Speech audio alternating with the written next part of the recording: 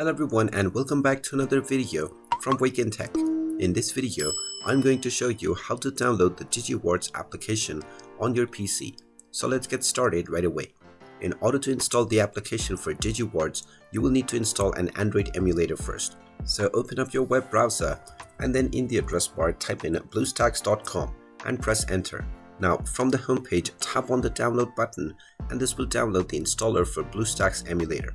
Open up the installer and scroll through the next buttons and this will install the Android emulator on your system. Once the emulator has been installed, you can open it up to gain access to your Android home screen. Now tap on System Apps and then tap on Play Store, and after logging into your Google account, you will be allowed access into the Google Play Store. Tap on the search box and then search for Digiwards. And now once you find the Digiwards application, tap on the install button and this will begin the download and installation of the Digiwards application on your PC.